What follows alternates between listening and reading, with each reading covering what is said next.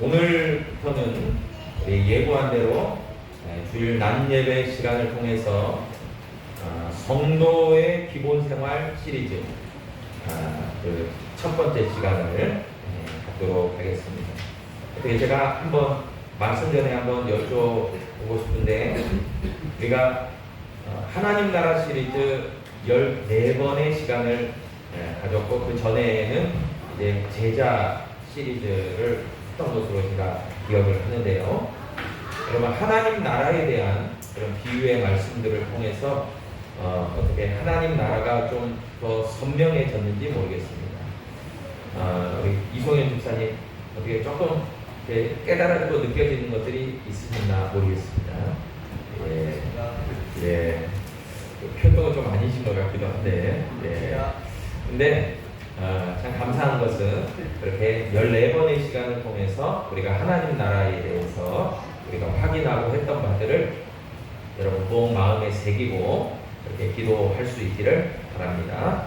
오늘부터는 성도의 기본 생활 시리즈 첫 번째 시간으로 중심 되신 그리스도 말씀을 함께 나누고자 합니다. 우리 학생의 친구들이 다음 주 학생의 헌신 예배 찬양 율동 준비 때문에 지금 이렇게 빠져나갔어요. 저 친구들이 왜 예배도 안 드리고 막 나가나, 오해 없으시길 바랍니다. 다음 주 예배 준비를 위해서 지금 간 거예요. 여러분, 오늘 본문 갈라디아서 2장 20절과 요한복음 15장 5절의 말씀을 통해서 우리가 중심 되신 그리스도, 한번 따라하겠습니다. 중심 되신 그리스도. 중심 되신 그리스도. 이 내비게이터 성경 공부에 나오는 그 수레바퀴의 삶에서도 중심 되신 그리스도가 나옵니다.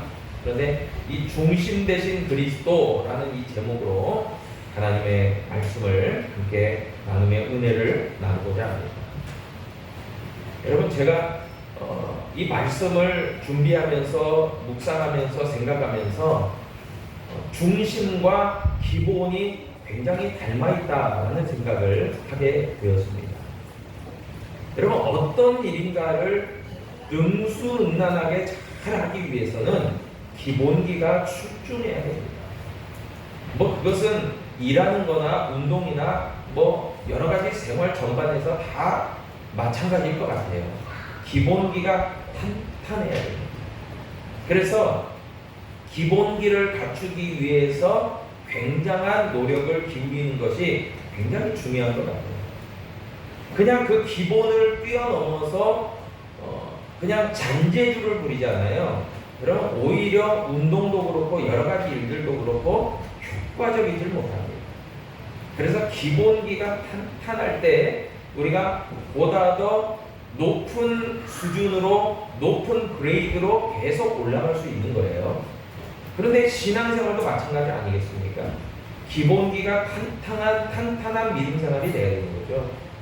여러분, 그러기 위해서는 무엇보다도 또 중요한 것이 중심이 중요한 것 같아요. 하나님께서도 그러시잖아요.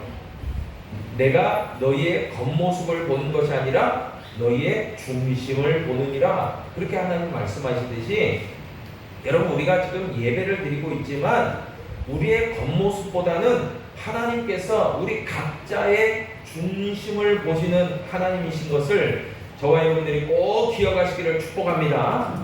여러분, 중심을 보시는 거예요. 하나님께서는 우리의 겉모습이 아무리 화려하고 다른 사람이 보기에 대단해 보여도 우리의 중심이 바로 서 있지 않으면, 기본기가 탄탄하지 않으면 하나님께서 용납하지 않으시고 하나님 영광 받으시지 않으신다는 거예요.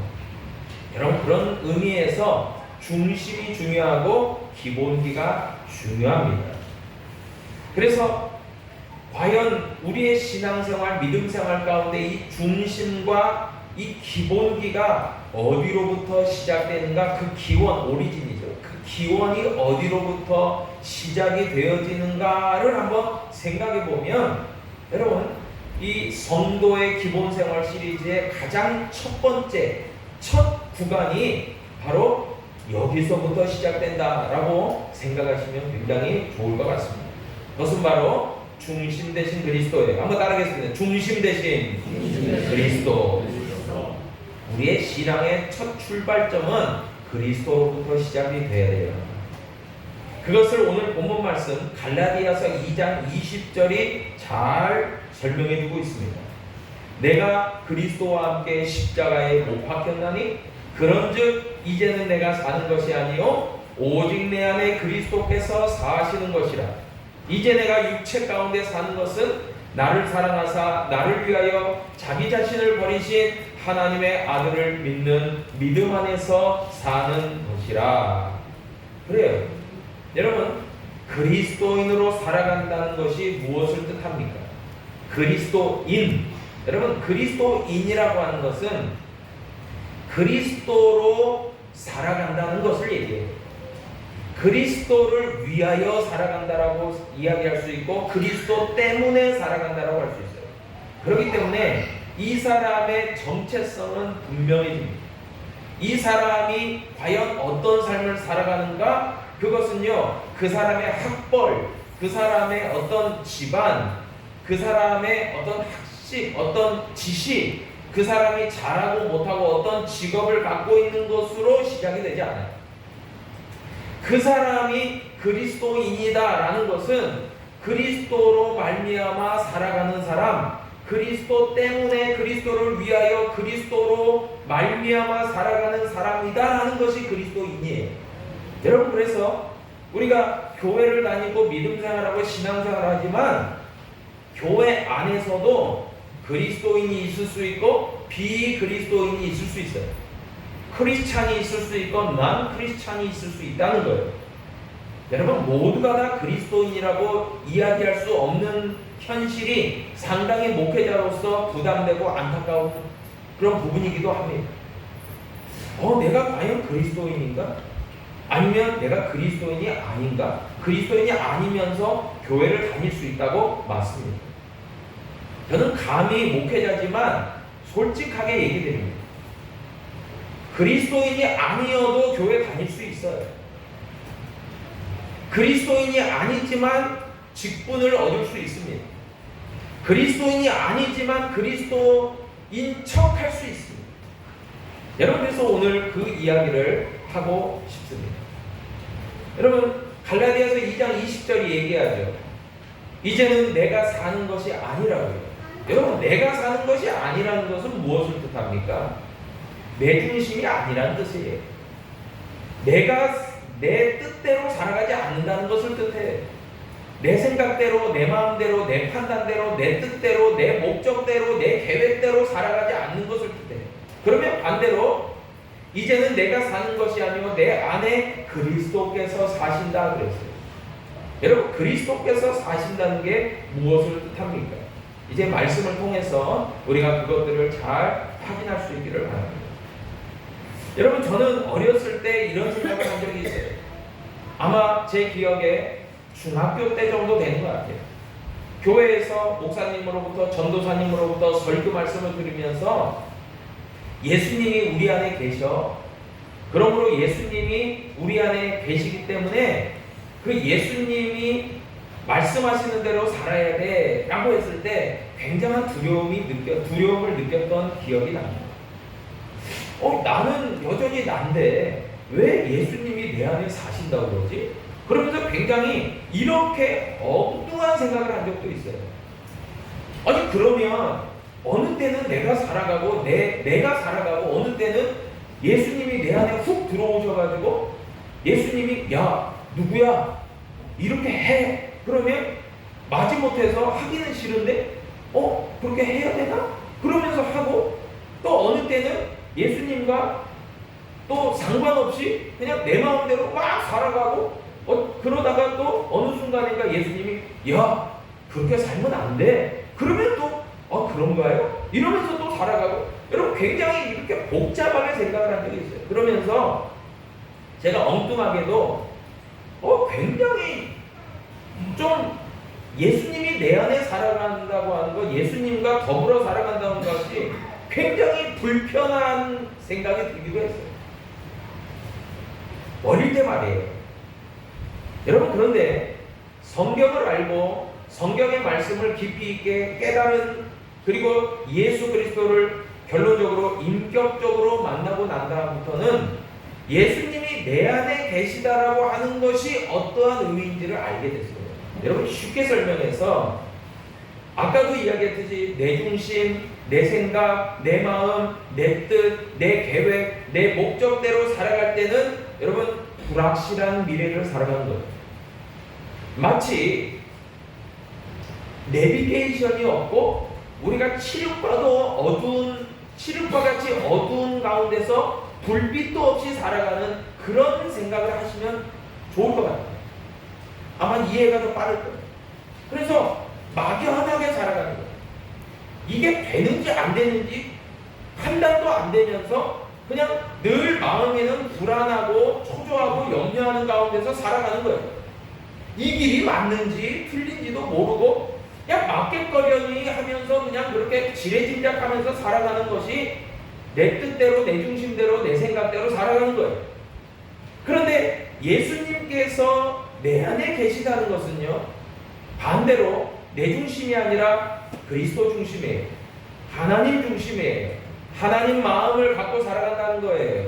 그리스도의 심장을 갖고 살아간다는 거예요. 하나님의 말씀대로 인도함 받는다는 거예요. 하나님의 비전대로 살아간다는 거예요. 하나님의 목적대로 살아간다는 거예요. 여러분, 그것은요, 여러분, 오늘날 저도 이 스마트폰이라는 것을 갖고 있지만 굉장히 많은 다양한 용도로 씁니다.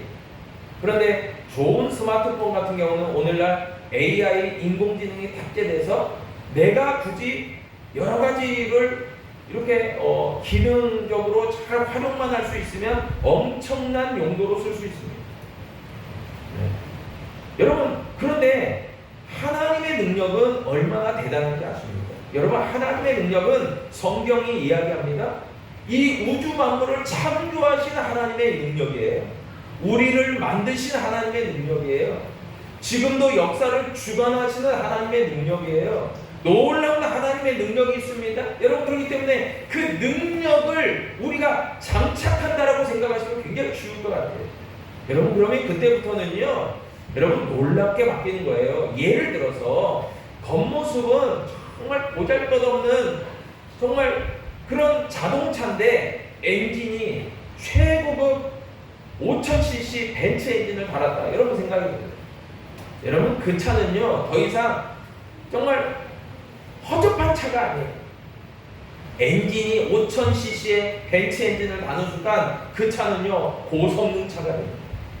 여러분, 마찬가지로 하나님이 내 안에 함께 하신다. 하나님이 나와 함께 하신다. 하나님이 나의 삶을 그렇게 인도하신다. 여러분, 놀랍게 변화되는 삶을 살아갈 수 있다는 거예요. 여러분, 그것이 바로 중심 되신 그리스도, 예수 그리스도께서 중심 되시는 삶이라는 거예요. 여러분, 그렇게 완전히 바뀌는 거예요. 이전 것은 지나갔으니 보라 새 것이 된 거예요. 비포와 애프터가 정확히 나누어집니다. 그래서 그리스도인들은요, 이전 삶이 너무나도 하찮게 보이는 거예요. 답답한 거예요. 마치 제가 상당히 구세대는 구세대 같아요. 우리 농성동 지역도 이렇게 가다 보면 퀵보드도 있고 그 다음에 자전거도 있는데, 제가 한번 어느 날인가 한번 시험 삼아서 그 직후라고 하는 브랜드의 그 자전거가 놓여져 있길래 한번 호기심이 있어서, 저는 그런 호기심을 잘 안 부려봤는데 한번 호기심이 있어서 그걸 이렇게 자세히 봤더니 이걸 사용하는 법이 앱을 깔아서 뭐 바코드를 스마트폰으로 찍고 이렇게 하면 이게 구동이 되더라고요. 내가 그 요금을 지불하는 것을 내 계좌에 연결하고 이렇게 하면 이게 되더라고요. 그래서 한번 해봤어요. 근데 저는 그것을 사용하기 전에 어떤 생각을 했냐면은 참 무식하게도 이게 일반 자전거인 줄 알았어요. 근데 제가 앱을 깔고 바코드를 딱 찍는 순간 띠릭 하면서 전기가 딱 구동이 되면서 온이 된 거예요. 그러면서 제가 딱 그때까지도 몰랐어요. 딱 이 직후 자전거를 딱 타고 페달을 한번 싹 돌렸는데요, 여러분 놀라운 일이 벌어졌어요. 저는 한 바퀴 돌렸는데요, 이 자전거가요 10m를 가버리더라고요. 제가 나는 이거 한 바퀴 돌렸는데 오늘 탁 봤더니 이게 전기 자전거예요. 깜짝 놀랐어요. 전 전기 자전거인지 몰랐거든요. 일반 자전거인 줄 알았어요. 그래서 그 다음에는요 재밌더라고요. 그래서 한 번 더 휙휙 밟았어요. 근데 쭉쭉 나가더라고요. 너무 신기했어요. 야, 이렇게 빨리 간다고? 그 다음에 무서워서 빨리 났습니다. 요금도 계속 올라가더라고요. 그래서 이거 돈이 많이 들어가는 거네. 그래서 한 몇 분 타다가 딱 내려놨어요. 그리고 딱 끄니까 찰칵하고 잠기더라고요. 그럼 분명히 나는 한 바퀴 돌렸는데 얘는 전기의 힘으로 쭉쭉 가더라고요. 이 자전거가요. 굉장히 신기하고 그랬어요. 제가 9세대 맞죠? 여러분 요즘 애들은 뭐 안 가르쳐줘도 제가 그 얘기를 저희 딸아이한테 했더니 아빠는 그것도 모르겠네요. 굉장히 9세대다운 그런 판단을 받았어요. 여러분 하나님이 내 안에 계시다는 것은요 놀라운 능력입니다. 내 능력으로 살아가는 게 아니에요. 하나님의 능력을 장착하고 살아가는 거예요. 여러분 그런데 그런 능력으로 살아갈 때 어떤 일이 벌어집니까? 오늘 본문 말씀 요한복음 15장 5절에 보니까 다음과 같이 말해요. 나는 포도나무여 너희는 가지라. 그가 내 안에 내가 그 안에 거하면 사람이 열매를 많이 맺나니 나를 떠나서는 너희가 아무것도 할 수 없다. 자, 저는 자전거를 예로 들어서 내가 한 바퀴 돌리니까 한 바퀴 어느 정도 가고 한 2, 3m 가고 전기 자전거를 탔더니 10m, 15m 쭉쭉 가더라. 그걸 경험했는데 여러분 요한복음 15장 5절에 보니까요 하나님은 극단적이세요. 하나님은요 극과 극으로 얘기하시더라고요. 뭐라고 이야기하시냐면 내 중심으로 내 능력으로 살아가면 아무것도 열매를 맺을 수가 없대요. 제가 우리 원로 목사님께서 잘 만들어 놓으셔서 3층 텃밭이 있어요. 정말 한 2평 되는 것 같아요. 근데 제가 양동시장에 가서 애호박 모종 500원짜리 하나, 가지 500원짜리 모종 하나, 고추 2개, 그리고 토마토 이렇게 했는데 토마토는 하도 열매가 안 맺어서 제가 꼭 우리 집사님 뽑아버렸어요. 열매가 하나도 안 맺어요. 애들 뽑아버리고. 근데 애호박이 효자예요. 제가 잘했다기보다는 저희 집사람이 잘 관리를 해요. 그래서 애호박을 지금 500원짜리 심어놓고 지금 한 20개 따먹었어요. 여러분 애호박이 혹시 필요하시면 저한테 연락하시면 제가 하나라도 남으면 드릴게요. 근데 남아나진 않더라고요. 너무 맛있어가지고 애호박 전 부쳐먹고 애호박 찌개하고 뭐 너무 맛있게 먹고 500원 해가지고요. 여러분 마트에서 애호박 그 중간 사이즈 하나가 얼마인가요? 최기 국장님. 그거밖에 안 하나요? 저 2,500원인 줄 알았는데. 예, 1,680원이래요. 여러분, 근데 그 애호박을 20개 이상 따먹었으니 그 몇 배로 수확을 얻은 거예요. 얼마나 감사한지 몰라요. 여러분, 그럴 때 재밌더라고요. 여러분, 열매가 하나도 없는 토마토는요, 조금 기다려보다가 그냥 뿌리채 뽑아버리고 버려버렸어요. 이미 그건 그냥 말라서 죽어버렸어요. 근데 애호박은요 열매를 맺어주니까 주인 입장에서 얼마나 고맙고 좋은지 그냥 매일같이 물 주고 가꾸고 하는 거예요. 여러분 근데 요한복음 15장 5절이 이 포도나무의 비유 아닙니까? 근데 하나님은 극단적이에요. 하나님은 열매를 예수 그리스도를 통해서 맺으면 풍성히 맺고 30배, 60배, 100배 그 이상의 열매를 맺고 하나님께 영광이 되지만 그러지 못하고 예수 그리스도로 말미암지 않으면 아무 열매도 기대할 수 없다는 거예요. 여러분 우리의 힘으로 여러분 착각하지 마세요. 내 힘으로 뭔가를 열매를 맺었다. 여러분 그건 세상적 열매예요. 하나님이 보시는 영적 열매는 솔직히 이야기하면 하나도 맺을 수 없어요. 예수님을 믿지 않는 불신자나 예수님을 주님으로 모시지 않는 넌크리스찬 비기독교인이나 비그리스도인이나 다 열매를 못 맺기는 마찬가지예요. 그리고 저들이 아무리 뭐 예배를 드린다 해도 하나님은, 저는 그렇게 생각해요. 성경이 말씀하는 거예요. 하나님은 영광을 받지 않으세요.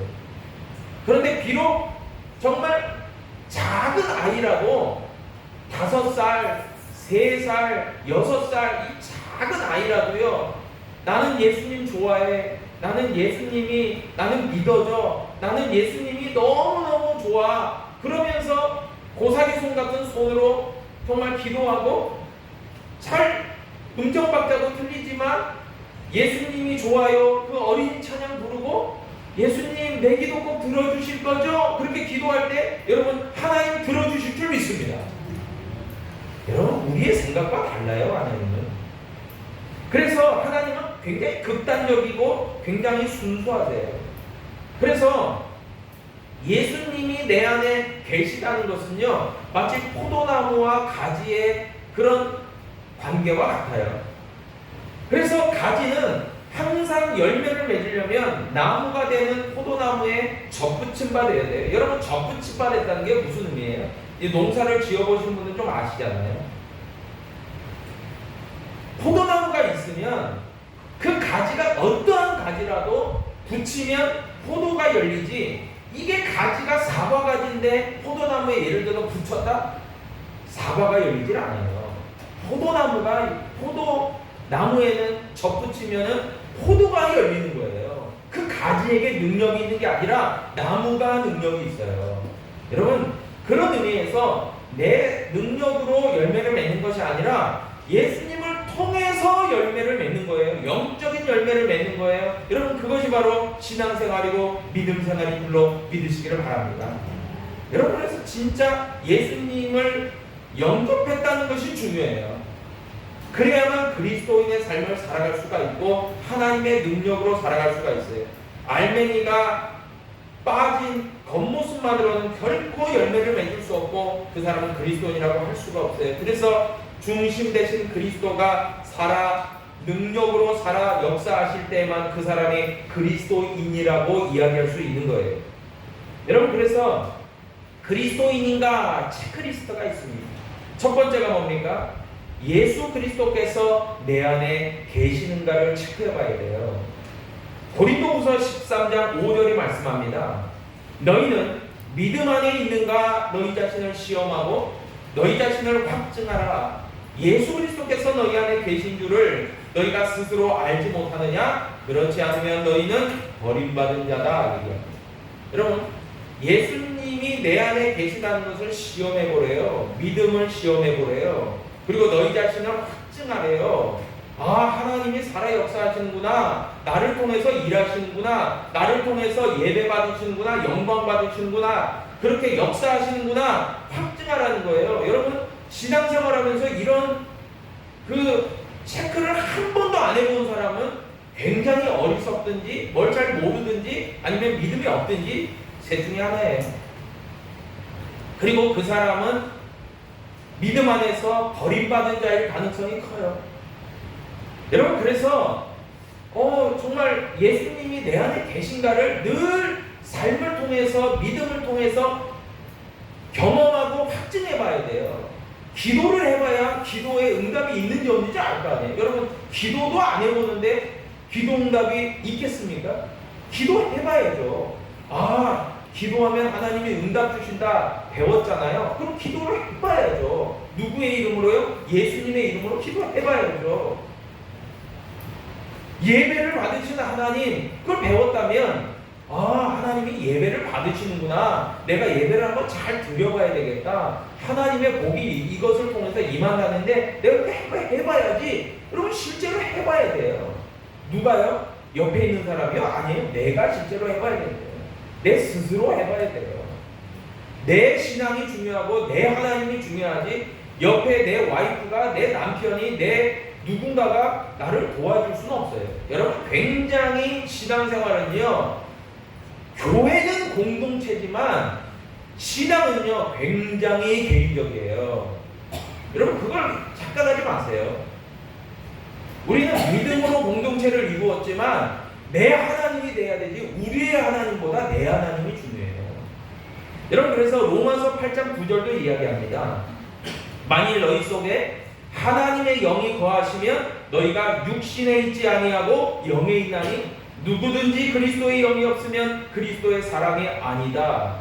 여러분, 보다 더 정확하게 그리스도인을 개념 정리를 하면요, 무엇이라고 이야기할 수 있냐면 그리스도인은 곧 그리스도의 영이 함께하는 사람이다 라고 얘기하는 게 맞아요.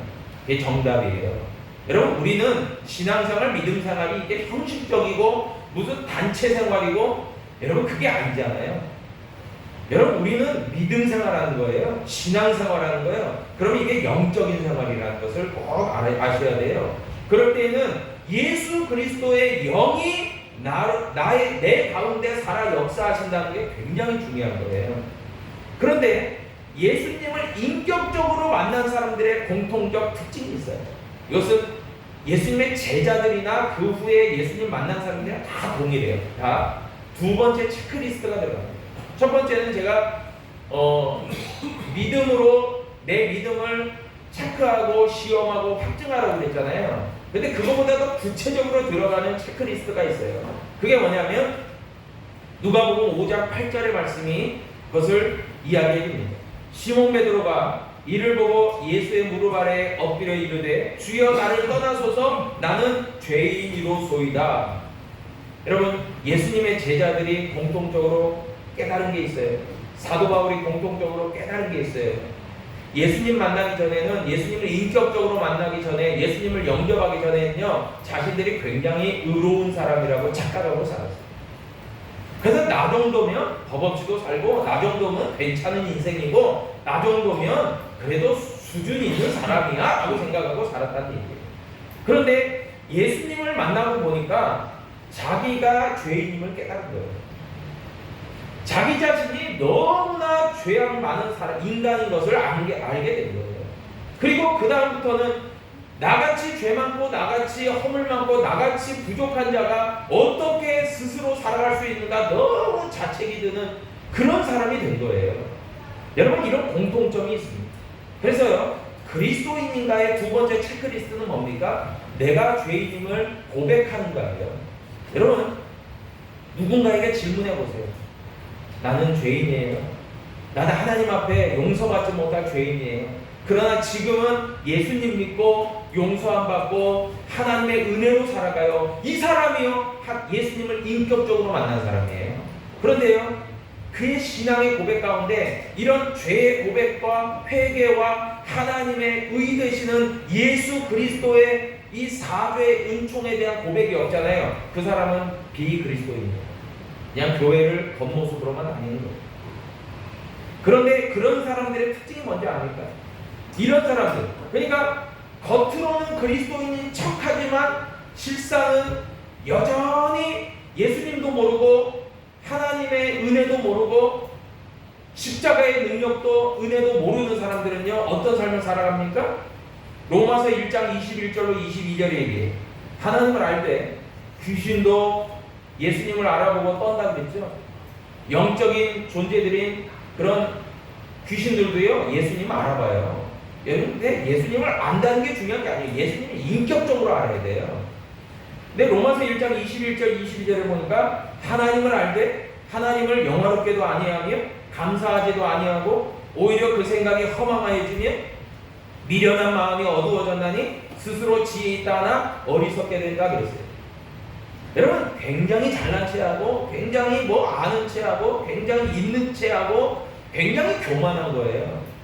그래서 예수님 진짜 잘 믿는 사람들은요, 그냥 예수님의 겸손이 그냥 장착돼 있어요. 그래서 다른 사람한테 막 우쭐대고 막 자랑하고 나 이런 사람이야 그렇게 얘기하지도 않아요. 왜냐하면 늘 하나님의 은혜대로 살아가기 때문에 하나님 그 앞에만 서면 너무나 작아지는 그 자신을 발견하기 때문에 늘 겸손해요. 그런데 겸손해서 그냥 막 죄책감에 자책감에 그런 사람이 아니라 그런 나조차도 하나님이 너무나 사랑하시고 하나님이 나를 위해서 예수 그리스도를 십자가에 못 박히신 것을 아는 믿음 가운데서 너무나 감사하고 감격하니까 하나님을 예배하고 싶은 마음이 절로 드는 거예요. 그리고 하나님께 너무나 감사한 거예요. 여러분, 이 믿음 안에서의 감사와 내가 있어서 감사는 좀 구별하셔야 돼요. 내가 좀 승진하고 세상 가운데 잘 되고 내가 뜻하는 대로 뭔가 일이 술술 풀리고 감사하다. 여러분 그 감사는요 믿지 않는 사람들도 다 감사해요. 내 연봉이 올라가고 내 아들 딸이 좋은 대학에 입학하고 그래서 감사하다. 여러분 그거는요 신앙 안에서의 감사가 아니잖아요. 그거는 믿지 않는 불신자들과 다 감사하는 제목이에요. 아유 감사하네. 그런데 우리는 어떻습니까? 우리의 감사는 뭐예요? 비록 그리 아니하실지라도 예수님 때문에 감사하는 거예요.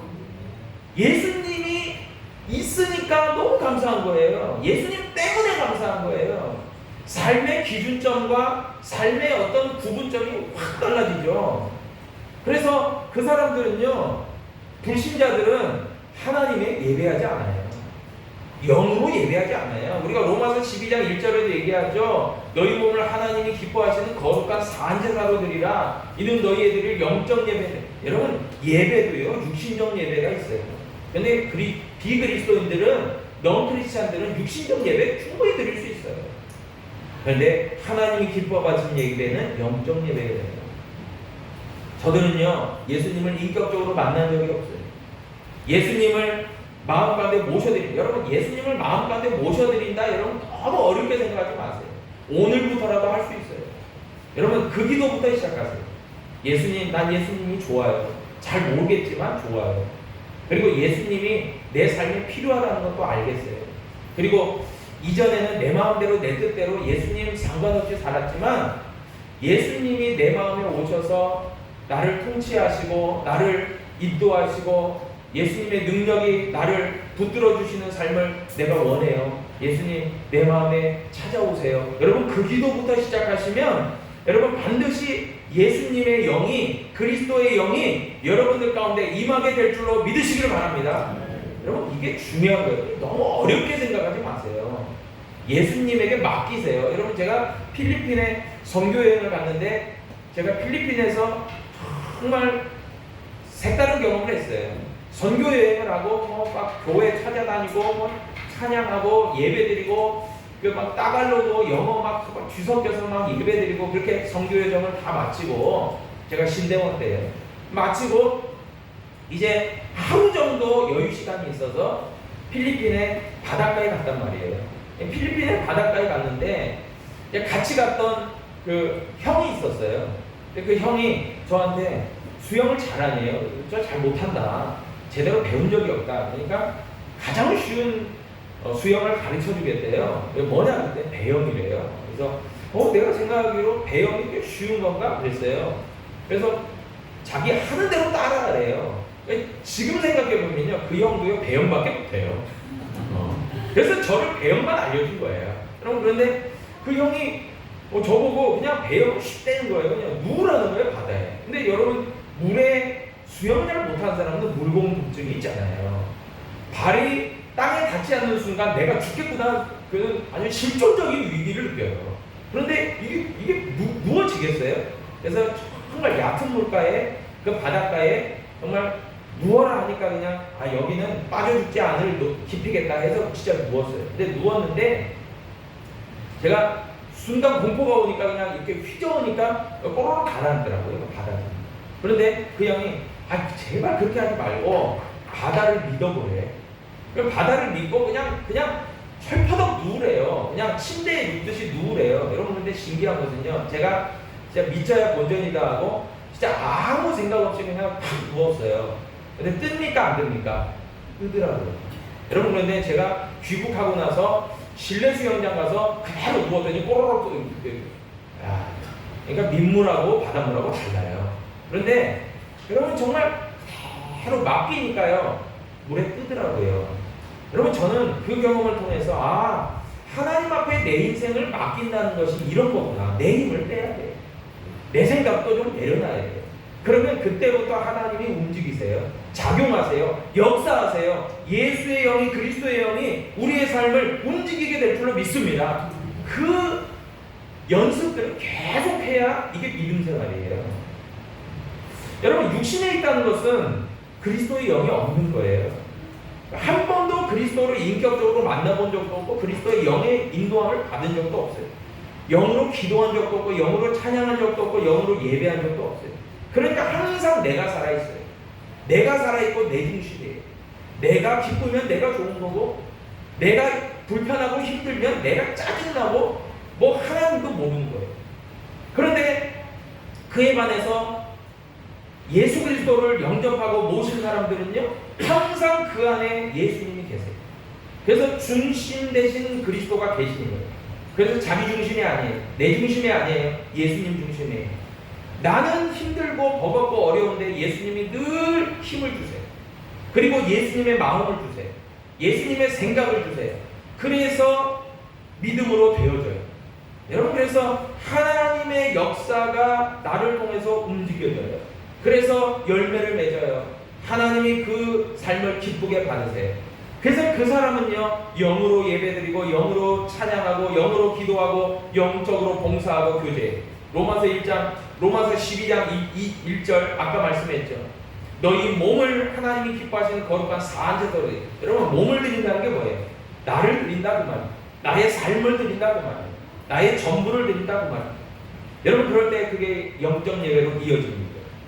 찬양하라 내 영혼아, 찬양하라 내 영혼아, 내 속에 있는 것들아 찬양. 여러분, 영으로 찬양하는 것과 그냥 목소리만 찬양하는 건 달라요.